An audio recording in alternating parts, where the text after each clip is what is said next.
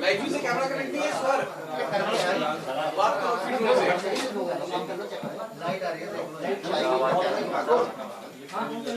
इस बार फिर से बात करो। चिल्लाओ, रिकॉर्ड तो कहीं दे। आगे आगे निपुण भाई, हाँ आगे रेडी, अभी भाई रेडी हो रहा है अभी भाई रेडी सर। आज एक मिनट चुप हो जाएगा तभी। आज पर चुप रहो please.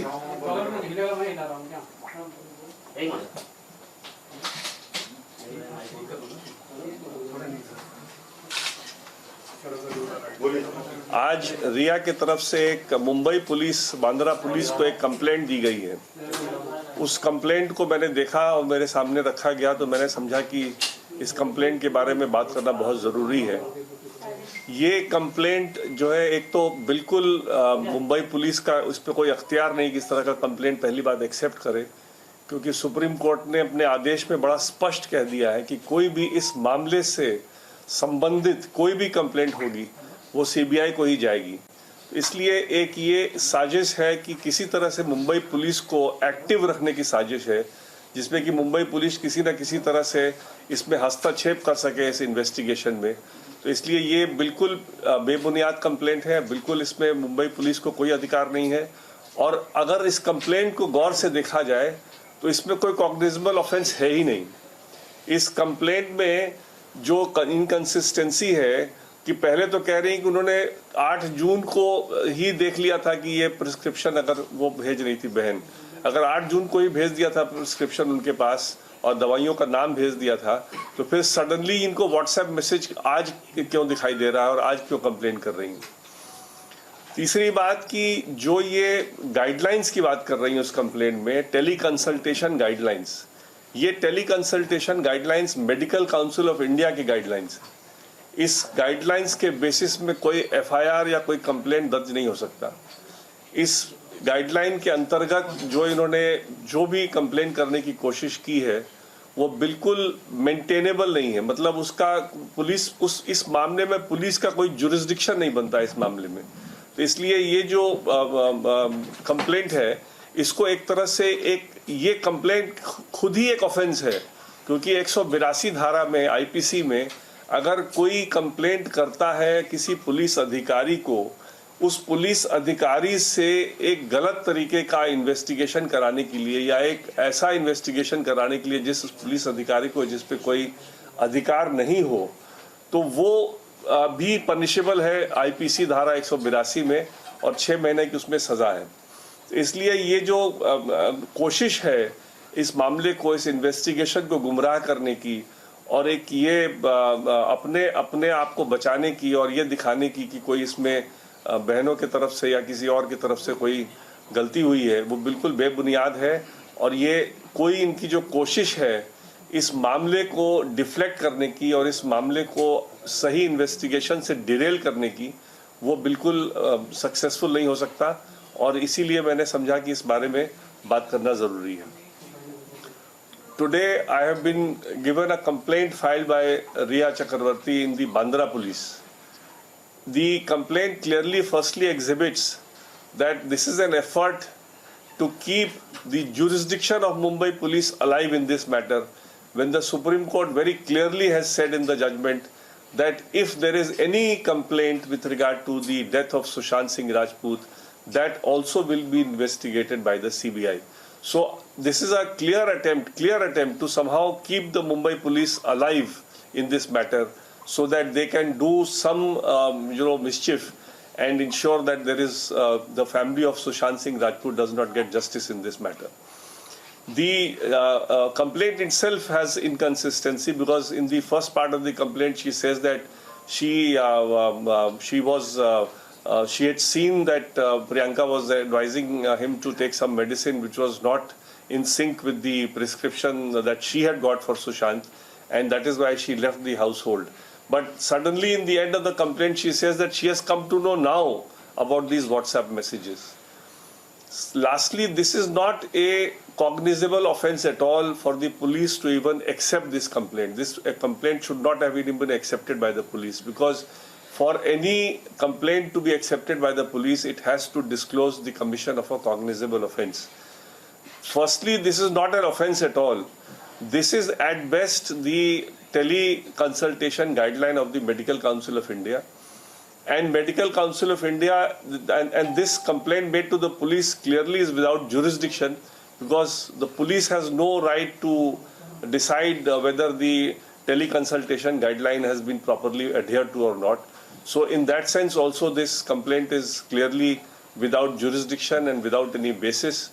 The whole effort by this complaint actually is an offense by itself, because under section 182 of the IPC, if you make a false complaint or if you make a complaint for the police to take action on such a complaint which is not tenable in law, then the person who makes such kind of a complaint is liable to be punished for 6 months imprisonment. So I personally feel that RIA has committed another offense by making this kind of a false complaint before the Mumbai police, and the whole effort appears to be to somehow derail the investigation from the line in which it is going and somehow deflect the minds of the people from what is happening in the investigation, where so many new facts are coming to light. In fact, the family was not even aware of this extensive drug angle being involved.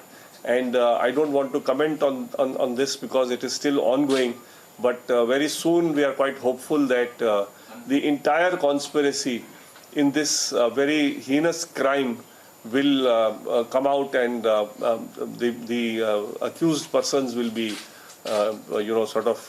properly charge sheeted and will be made to face the law. Thank you. Sir अभी भी बांद्रा थाने में बैठी हुई है sir. रिया जो है अभी भी अपने कंप्लेंट के साथ बांद्रा पुलिस स्टेशन में ही मौजूद है। तो जिस तरीके से आप कह रहे हैं कि मुंबई पुलिस को कोई अधिकार नहीं है और ना ही हस्तक्षेप करना चाहिए, तो अभी वहां बैठने का क्या मकसद हो सकता है? देखिए, अगर बांद्रा पुलिस इस कंप्लेंट को एक्सेप्ट करती है तो वो सुप्रीम कोर्ट के ऑर्डर का उल्लंघन होगा और वो कंटेम्प्ट ऑफ कोर्ट होगा।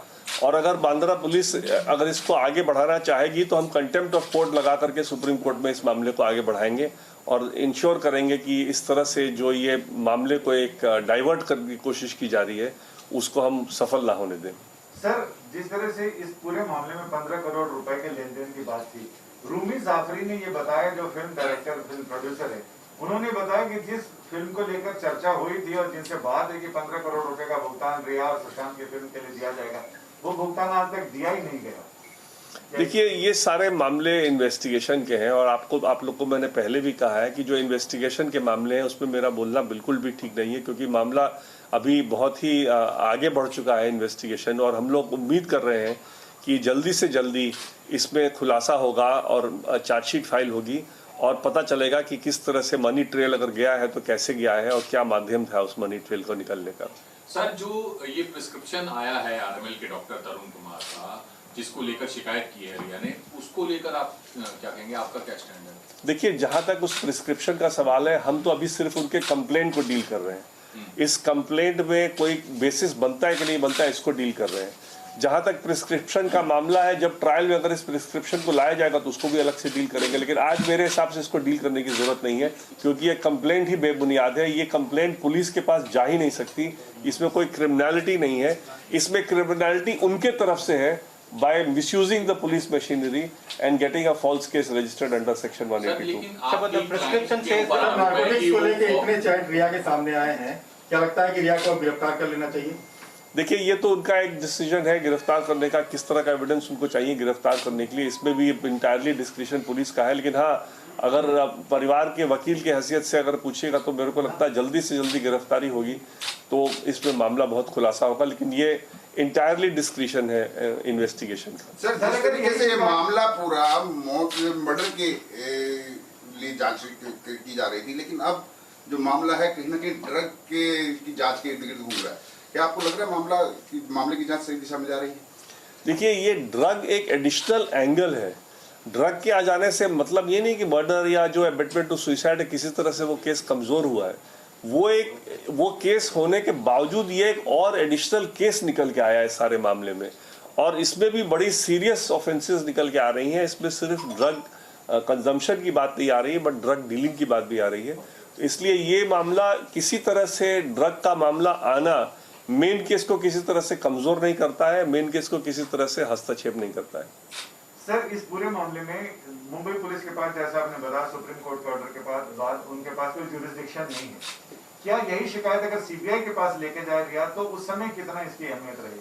देखिए, सीबीआई के पास ले जा सकती हैं, जरूर ले जा सकती हैं अगर उनको इसमें कोई केस बनता है, लेकिन इसमें कोई क्रिमिनलिटी है ही नहीं। सीबीआई कोई भी पुलिस एजेंसी हो, चाहे मुंबई पुलिस हो या सीबीआई हो या पटना पुलिस हो, जब तक कि कॉग्निजेबल ऑफेंस नहीं हो, ऑफेंस ही नहीं, नॉर्मल ऑफेंस जो कॉग्निजेबल नहीं होता है वो मैजिस्ट्रेट के पास जाता है, वो पुलिस उस पर डायरेक्टली इंटरफेयर नहीं कर सकता। जो कॉग्निजेबल ऑफेंस है जिसमें कि पुलिस डायरेक्टली एंटरटेन कर सकता है, अगर वैसा कोई कमीशन ऑफ कॉग्निजेबल ऑफेंस हो तभी पुलिस के पास जा सकता है। और अगर इसमें कोई कॉग्निजेबल ऑफेंस होता इस कंप्लेंट में, तो जरूर वो सीबीआई के पास जा सकती थी और कह सकती थी कि चूंकि सुप्रीम कोर्ट ने कहा है कि इस मामले को आपको, सारी मामले को आपको इन्वेस्टिगेट करना है, तो इस मामले को भी आपने आप उसमें लेकर के इन्वेस्टिगेट करें। कहा कि सुप्रीम कोर्ट के बाद ये मुंबई पुलिस को लेना ही नहीं चाहिए था और रिया ने ऐसा किया, अभी भी वो वहाँ पर है, तो क्या लगता है कि कोई पीछे से गाइड कर रहा है, कोई है उनके पीछे इस तरह से उनको मोटिवेट कर रहा है, तमाम जो एक तरह से डिसीजन लिए जा रहे हैं, सलाह ली जा रही है, क्या लगता है आपको?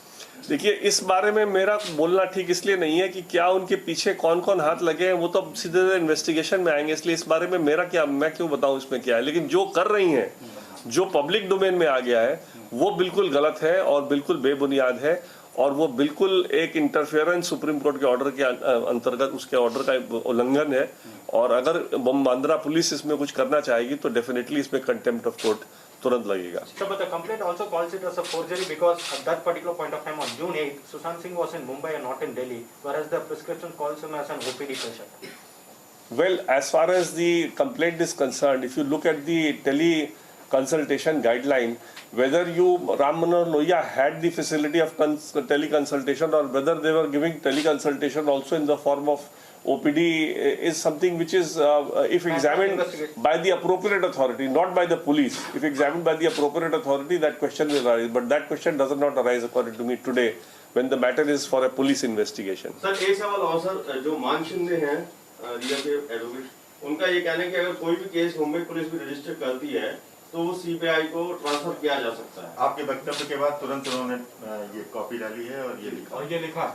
हाँ, तो वो तो उनको समझ में आ रहा है कि वो सुप्रीम कोर्ट का उल्लंघन करेंगे तो उसका क्या हश्र होगा, इसलिए उनको जैसे ही पता चला तो ऑब्वियसली वो करेंगे ही। या लेकिन वो जो कंप्लेन उन्होंने जो किया ये भी 182 का क्लियर कट ऑफेंस है, क्योंकि ये बिल्कुल केस नहीं बनता है। चाहे वो मुंबई पुलिस हो या सीबीआई हो, अगर इस तरह के फॉल्स कंप्लेंट पे चाहेंगे कि एक्शन लिया जाए तो ये 182 का क्लियर कट लायबिलिटी उठेगा उनके ऊपर और ये बिल्कुल एक ऑफेंस होगा जिसपे कि उन पे एक्शन लिया जा सकता है। क्या सर, आपको नहीं लग रहा है कि जिस तरह रिया चक्रवर्ती मुंबई की बांद्रा में उन्होंने शिकायत दर्ज कराई, कहीं ना कहीं वो हड़बड़ाई हुई है कि मुंबई पुलिस इस मामले में एक्टिव रहे और जांच जैसे जिस तरह जांच कर रही है लगातार वो परेशान हो रही है?